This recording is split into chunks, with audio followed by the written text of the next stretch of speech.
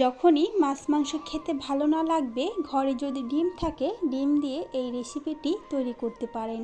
মাছ মাংসের স্বাদকেও হার মানাবে ডিমের এই রেসিপিটি। তো চলুন কথা না বাড়িয়ে মূল ভিডিওতে চলে যাই। একটা বাটিতে আমি সামান্য কিছু পেঁয়াজ কুচি দিয়ে দিলাম, দিয়ে দিচ্ছি কাঁচামরিচ কুচি। এখন এখানে দিয়ে দেব সামান্য একটু লবণ আর লাল মরিচের গুঁড়ো। আপনারা চাইলে এখানে সামান্য একটু আদা রসুন বাটা ব্যবহার করতে পারেন। তারপর আমি এখানে একটা ডিম দিয়ে দিলাম। ডিমটাকে এখন আমি ভেজে নেব।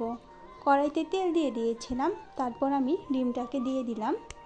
এখানে ডিমটা ভাজার একটা পদ্ধতি আছে। ডিমটাকে পুরোপুরি গোল করে ছড়িয়ে দেওয়ার পর এক সাইড থেকে উল্টিয়ে এরকম করে ভেজে নিতে হবে। আমি সবগুলো ডিমকে একইভাবে ভেজে নেব।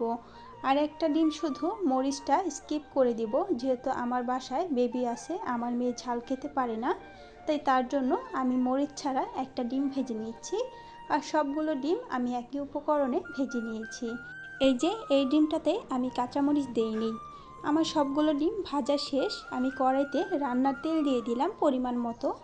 তেলটা গরম হয়ে যাওয়ার পর এখানে আমি দিয়ে দিলাম 1 কাপের মতো পেঁয়াজ কুচি। পেঁয়াজগুলোকে আমি তেলের মাঝে মিডিয়াম আঁচে ভালোভাবে ভেজে লাল করে নেব। পেঁয়াজের পরিমাণটা কিন্তু আপনারা আপনাদের প্রয়োজন অনুযায়ী এখানে ব্যবহার করবেন। আমি পেঁয়াজগুলো দিয়ে দেওয়ার পর এখন হালকা আছে পেঁয়াজগুলোকে বাদামি রং করে নেব। পেঁয়াজটা আমার ভাজা শেষ। এই পর্যায়ে আমি মশলাগুলো দিয়ে দিব। এখানে দিয়ে দিলাম আদা রসুন বাটা, তারপর দিয়ে দিলাম লাল মরিচের গুঁড়া, এখন দিয়ে দিব হলুদের গুঁড়া, তারপর দিয়ে দিব লবণ। লবণের পরিমাণটা এখানে বুঝে ব্যবহার করতে হবে, যেহেতু ডিমটা ভাজার সময় আমরা লবণ ব্যবহার করেছিলাম, তাই আমি লবণের পরিমাণটা এখানে কমিয়ে দিলাম। পরবর্তীতে টেস্ট করে অ্যাড করে নেব। এখন মশলাগুলোকে আমি এইভাবে 2 মিনিটের জন্য ভেজে নেব। এরকম করে মশলাগুলোকে ভেজে নিলে তরকারির কালারটা অনেকটাই সুন্দর আসে আর মশলার কাঁচা গন্ধটাও চলে যায়। মশলাটাকে আমি ভেজে নেওয়া শেষ করে এখানে সামান্য একটু পানি দিয়ে দেব।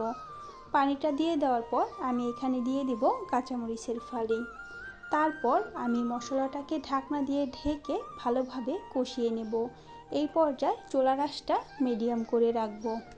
ঢাকনা দিয়ে ঢেকে রেখে আমি মশলাটাকে ভালোভাবে কষিয়ে নিয়েছি। এখন চুলার আঁচটাকে আবারও আমি লো করে দেব। মশলাকে ভালোভাবে নেড়ে চেড়ে নেব। এখন এখানে দিয়ে দেব কেটে রাখা আলুর কুচি। বড় সাইজের একটা আলুকে আমি কুচি করে কেটে ধুয়ে নিয়েছি, সেই আলুটাই আমি এখন দিয়ে দেব। কুচি করা আলুগুলো আমি এখানে দিয়ে দেওয়ার পর এখানে আর কোনো পানি ব্যবহার করব না। চুলার আঁচটা মিডিয়াম রেখে আলুটাকে মশলার মাঝে ভালোভাবে কষিয়ে নেব। আর আলুটার মাঝ থেকে যে পানিটা উঠবে সেই পানিটা দিয়ে আলুটা সেদ্ধ হয়ে যাবে। এই পর্যায়ে আমি চুলার আঁচটা মিডিয়াম করে রেখেছিলাম।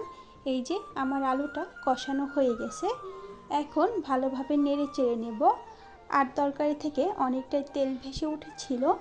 এই পর্যায়ে আমি এখানে পানি দিয়ে দেব। পানির পরিমাণটা আপনারা আপনাদের পরিমাণ অনুযায়ী ব্যবহার করে নেবেন। যতটুকু ঘনত্ব রাখতে চান সেই অনুযায়ী পানি ব্যবহার করতে হবে।